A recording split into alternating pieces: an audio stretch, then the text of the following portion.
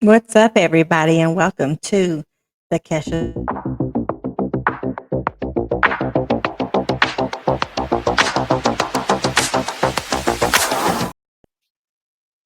All right, everybody. Hey, welcome back to the Kesha Said It show. And this month is going to be a little special. When I say special, full of knowledge, full of experiences, full of tidbits, things that we all can benefit from. So, without further ado, it is May. Welcome to Mental Health Awareness Month. We all have some things we can probably tap into and be a little more mindful of moving forward. But let's get into it. So, today's topic is kind of a heavy topic, but not too heavy. We're going to talk a little bit about healing forward and how we're going to do that, how you can do that. When we talk about healing forward, what does that mean? You're probably like, healing forward, what are you talking about? Well, we're talking about trauma bonds, trauma bonds, and breaking the chains. We want to understand what those are. How can we begin to start that healing process, right? I want to break down what trauma bonds really are. I want to help you look into um, self love. What does that look like? How can I help myself grow and, acknowledge these bonds, these unhealthy toxic bonds that I have and replace them with more self love, more healthy healing, more non toxic relationships, and what that could potentially look like. So, welcome to Healing Forward. This is going to be a space where growth meets truth, and we're going to dive into what some of those emotional experiences are. Um, connections that we make, and how they can be very compelling. If you ever had that relationship that you felt it was so passionate, it was so deep, you were very happy and it was exciting, all relationships kind of start out that way. They start off exciting, minimal expectations, and you're just having a good time. But then it gets to a point where, guess what? It's time to have some expectations. You start noticing these trends or this aura about the person that you're with, right? And I know it's heavily on relationships, but we know relationships aren't just significant other relationships. These could be friendships, these can be, acquaintances that we've come across. So I don't want you to just kind of get stuck in thinking about it from a relationship perspective. We want to identify how to first work through that toxicity, acknowledging that toxicity and what it looks like. Um, what are trauma bonds? I'm gonna read a very basic description of what that is for you. For those in the back that may not know what a trauma bond is, maybe listening to this and like, what the hell is a trauma bond? Okay, so a trauma bond is a emotional attachment formed between an abuser and a victim. So there are cycles of abuse, right, that may be followed by brief little tiny inklings of intermittent happiness or joy. Um, and so it reinforces that toxicity. The toxicity is going to be that negative emotional attachment that you have. So, for example, let's say that unfortunately we know domestic violence is real, violence is real. It happens every day. I mean, if you turn on the news, boom, it's in your face, right? And unfortunately, what we've been seeing is a huge uptick in um, all kind of domestic violence. And I know that people think domestic violence is husband, wife, significant other, wife, husband.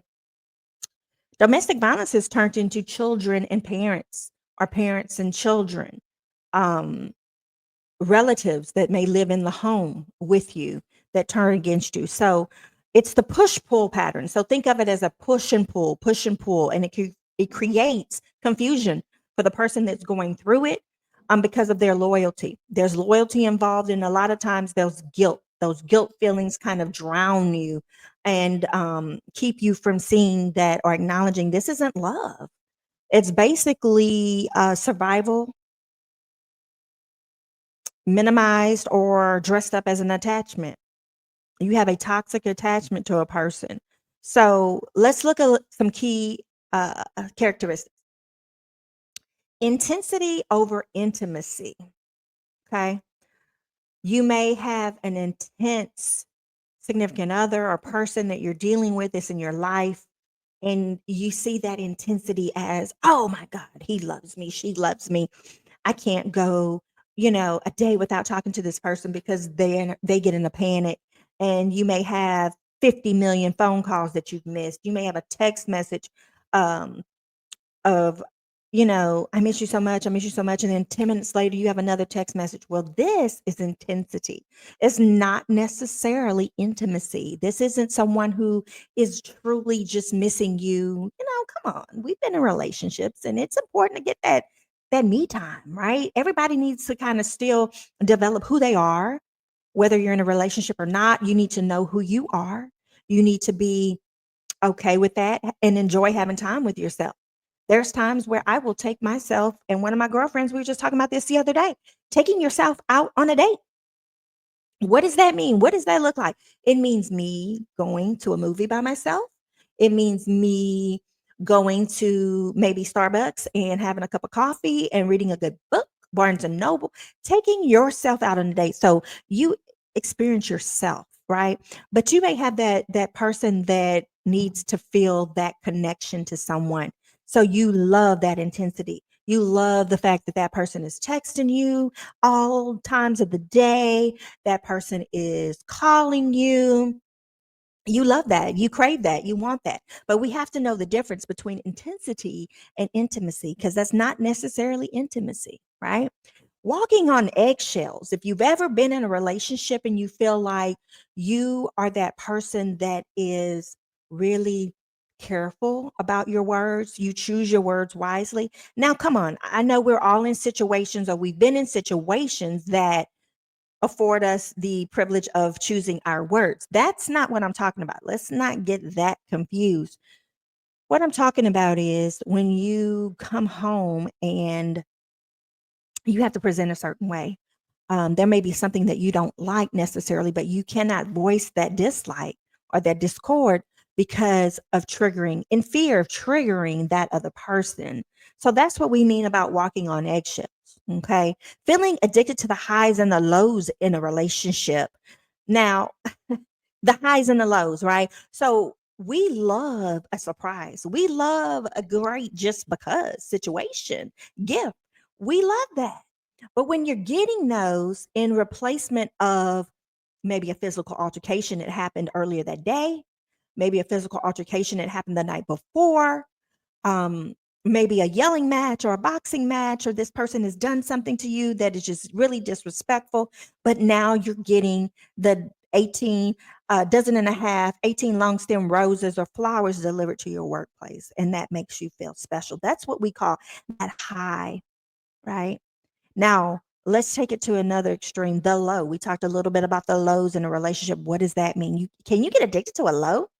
I'm going to tell you why you can get addicted to a low. You can get addicted to a low because you are needing and anticipating that next high. So some people are drawn to toxicity. There are people out there that thrive in it. They live in that space. They love that attention. So you get addicted to that. You get addicted to, the anticipation of the makeup. Okay. You ever heard of makeup sex? Okay. That comes as a high, but it's because of a low. There was some kind of situation, antecedent that happened prior to that has now presented that opportunity. So that's what we're talking about, is that push and pull, which creates a very weird kind of toxic balance.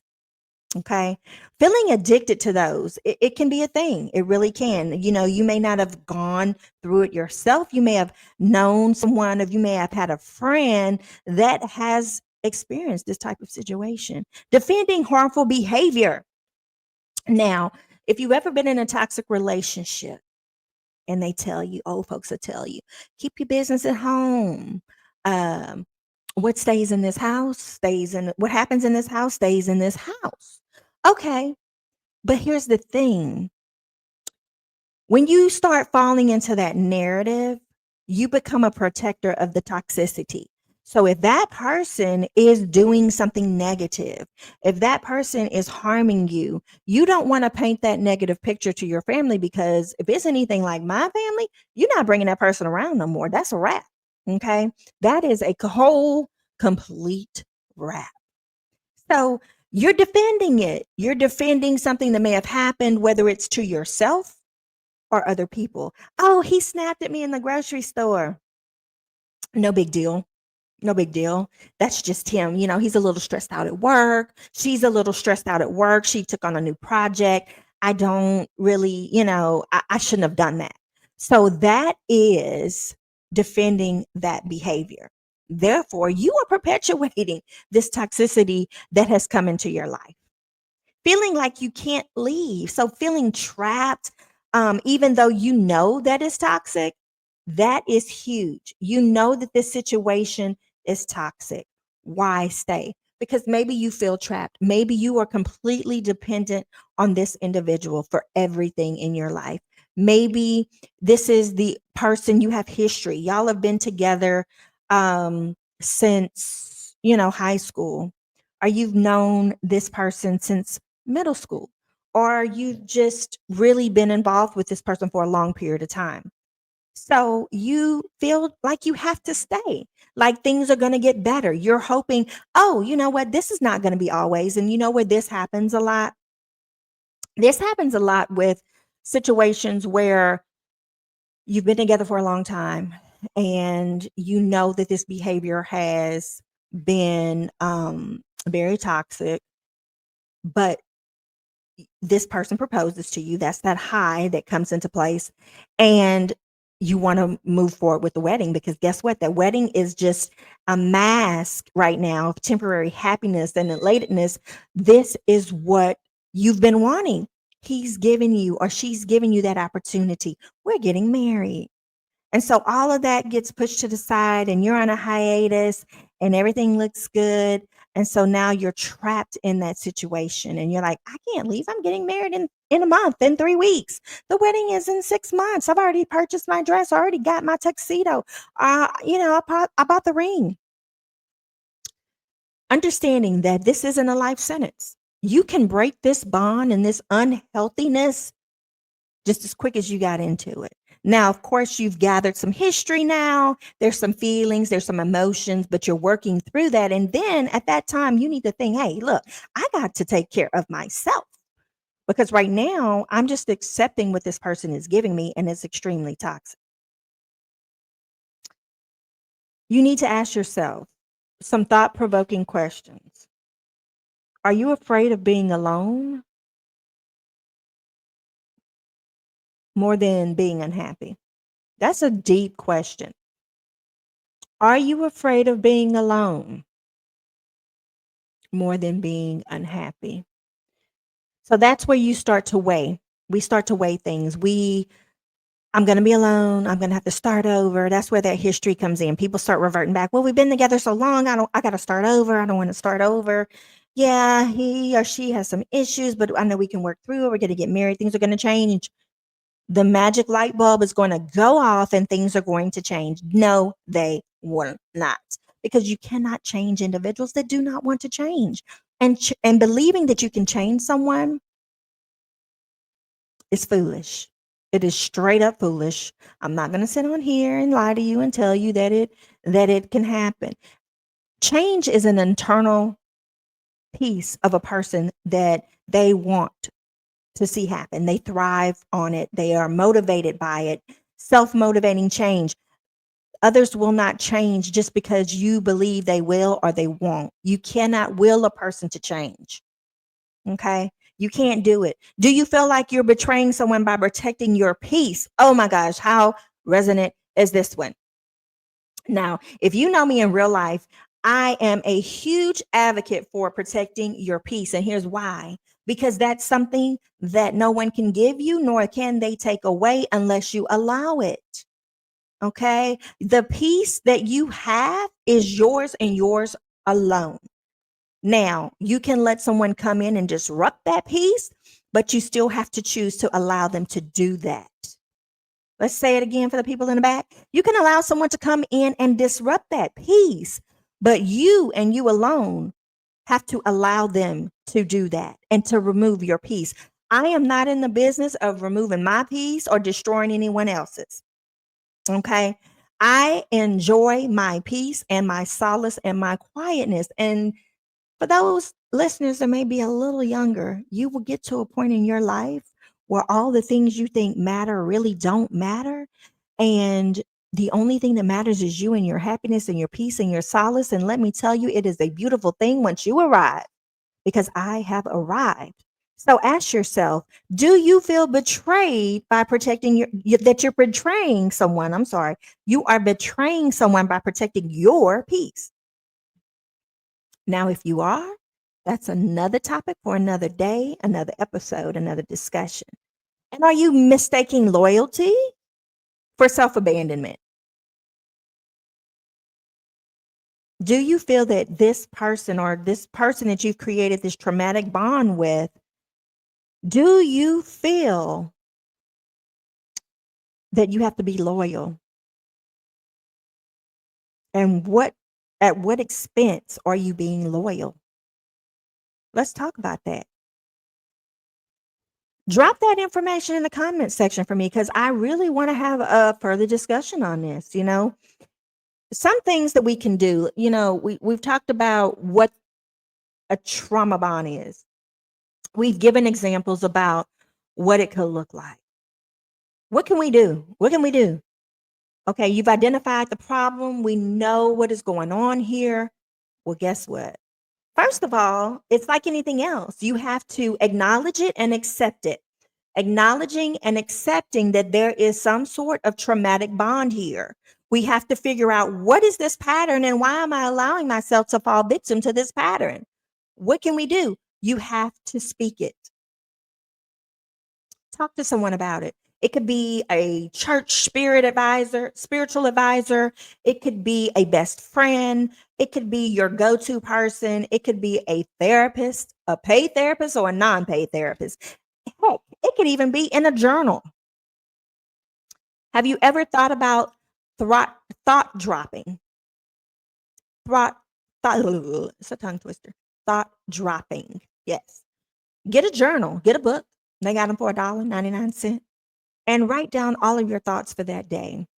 If you find yourself that you are stuck in a situation where you have no one to talk to, no one to turn to, you can't afford therapy, guess what?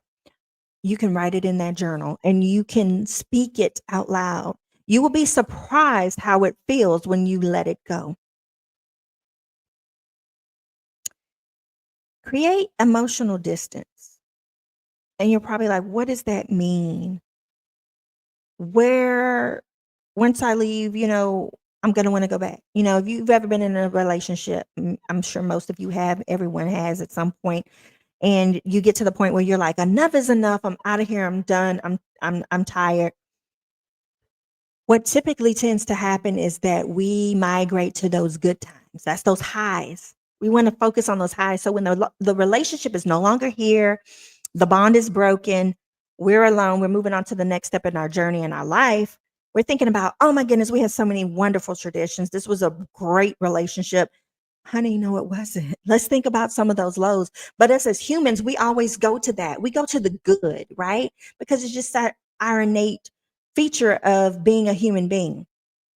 But you have to create that emotional distance. And when you create that emotional distance, that's exactly what you do. You take that journal and you write 5 great things that you still want to remember about that person, because that's just going to happen naturally.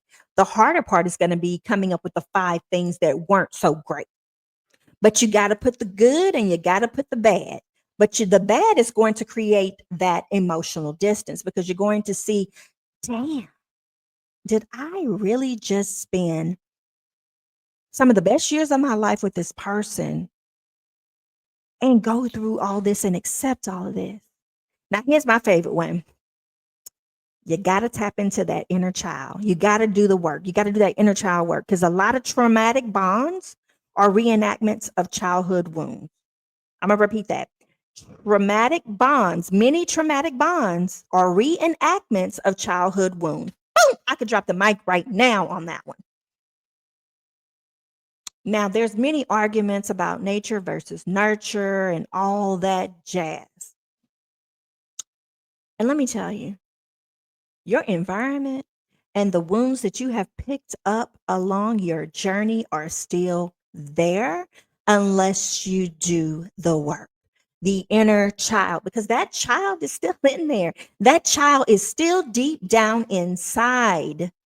And all these little nuances and negative things that we focus on, or the insecurities that we have, or the bad relationships that we're drawn to, or the toxic things that we want to deal with, boom, inner child problems. Inner child problems all day long. Now, I told you, if I told you once, I told you twice, I told you, I don't even know how many episodes I have up on my channel right now. But in every episode, I probably said, I'm not going to tell you something that I have not experienced or went through or seen and uplifted and worked through with someone in my situation personally. We all got that inner child. We all, listen, those that know me know how old I am, right? And prior to my husband, I had extreme trust issues, honey. Extreme, but I had to do the work. I had to deep dive into what was causing these trust issues with all of my previous relationships and in my husband's, when we first got together, relationship as well. What was causing this? I had to do the work. I got tired of repeating. Same situation, same outcome, same issue, same problem, to the point where you got to start looking at yourself. Like, what am I doing? Why am I accepting this? Why am I going through this? Why am I acting this way? Why am I acting out? Why am I doing this? Because of that child and those wounds that you have picked up along the way. If you know anything about trauma, we know that trauma is real. Trauma has taken your brain and literally rewired the brain into where it is today. All of the wounds, all of the hurt, all of the shame, all of the guilt, all of the things that you have picked up in this bag. Look at it as a bag from birth until now. And this bag carries everything about you in it. Whether you like it or you love it or you don't want anything to do with it, it is in that bag. And sometimes you're going to have to say, stop, wait a minute, let me dig in this bag, figure out what's going on and why. Why? So you got to do the inner child work. Educate yourself, folks. And when I tell you, when you educate, they say knowledge is power, but knowledge disarms manipulation. And you will understand why. Why am I letting this person do this to me? Why have I created this trauma bond with this person? Let me remove myself from this situation. Why? When you understand what's going on, you can pinpoint when someone is manipulating you. You can pinpoint when someone is gaslighting you. You can pinpoint when someone plays the victim and they know that they are the offender. Hello. Okay. And therapy and support groups, let me tell you, I know it's a cultural thing. Not all cultures believe in telling their business or speaking to someone about what they're going through. But let me also tell you that therapy works wonders. And I'm not just saying this because of my background. I'm telling you that therapy does work. Now, with anything else, you got to do the work to get the results. You can't just go into a therapy session and say, look, fix my problems. Here is where the problem lies. This is the issue. You have to do the work. That starts with working with that inner child, understanding what you've been through, but also what are you contributing? Because see, some of those things that you put in your bag when you were wounded as a child, you are perpetuating into your situation and your relationship in your household and your family and your kids and your other social ships and your coworkerships and your situationships and your friendships. All of this, your bag doesn't go anywhere. We all have baggage.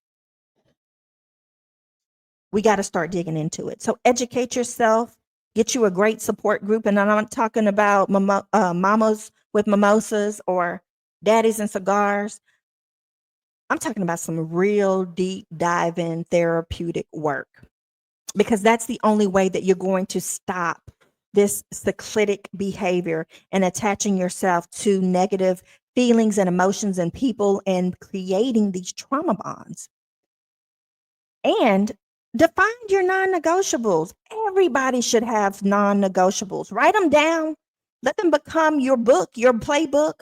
What are your boundaries? Stick with your boundaries. Things that are not acceptable in your life. I'm to a point in my life where I'm not accepting the minimum from anybody. If I give you the maximum, I deserve and respectfully demand the same. If you are no longer in my circle, there's a reason why, because you are falling into or out of my boundary. You're becoming toxic to me and my peace. And I told y'all earlier, I don't play with my peace. That is one thing that is non-negotiable. Okay. So get you some boundaries, set you your playbook for you to create that peace that you need. Build those non-toxic relationships. What you have to think about is safety over intensity. I'm sorry, but my little dogs want to talk to you too. They in the background. It never fails, like clockwork. But I'm getting ready to wrap this up because I don't want to just be babbling to you. I want to give you some time to sit and reflect and think and create that journal, create that vibe for you, and drop it down in these comments. But safety over intensity. So, I know everybody's attached to the passion. Everybody loves the passion. Everybody thrives for the passion. Everybody wants the passion. But here's the thing, you have to be safe. You have to know where it's taking it to a little too far and outside of the norm of what intensity level you deserve and need, and that is safe for you. You have to think about your respect that you have for yourself over power. If this person is not giving me respect and they feel that they have power over me, then that is not a situation that you want. You want consistency, not chaos. And I'm not talking about consistency in the sense where every month we get into a big fight and then the next day I get this bouquet of flowers and everything is great and then we're good for another 15 days and then bam, there's hell week. Consistency, not chaotic consistency. Emotional responsibility on you and that person. What are you contributing to create this house of toxicity? What are you willing to not deal with to remove this house of toxicity? So understanding the emotions that are brought into this situation, whether it's coming from your end or their end, you have to deep dive into all of that. I know it's not easy. I know it's easy to get on here and say, look, this is what you need to do. This is what it looks like. This is how you do it, yada, yada, yada, yada, yada. But guess what? You got to start somewhere with anything. You have to break those bonds. It takes time. It takes courage. And I know you can do it. I know you can do it. So what are you going to do? I challenge everyone to identify what they're going to do and drop it in the comments. Drop it in the comments what your plan is. If you find yourself right now in a toxic situation or relationship, what are you going to do to break that bond? You are not here to be loyal to your pain. You are here to be loyal to your healing. Let's say it for the folks over there in the back. You are not here to be loyal to your pain. It's okay to let it go. You are here to be loyal to your healing.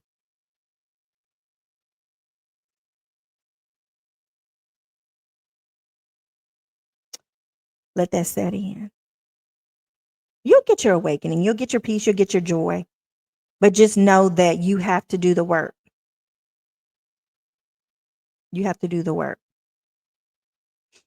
Okay.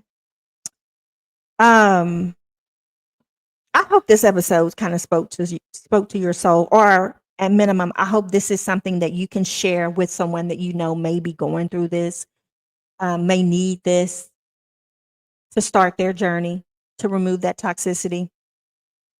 And it can be very interesting. It can be very relative in cleaning up your journey, reclaiming. Let me say that. I like that better. Reclaiming your life, rewriting your story, and rebuilding your relationships. Oh, I love that.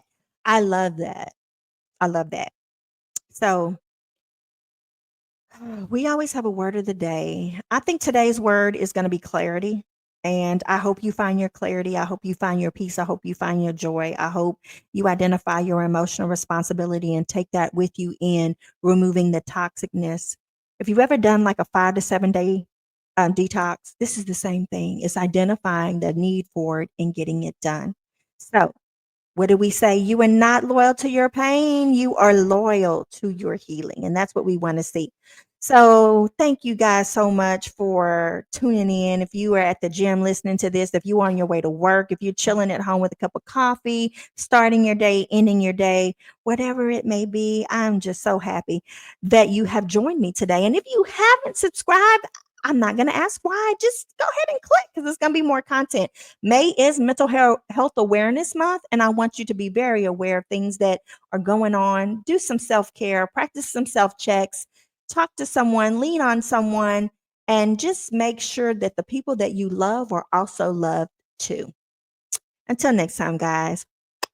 Bye.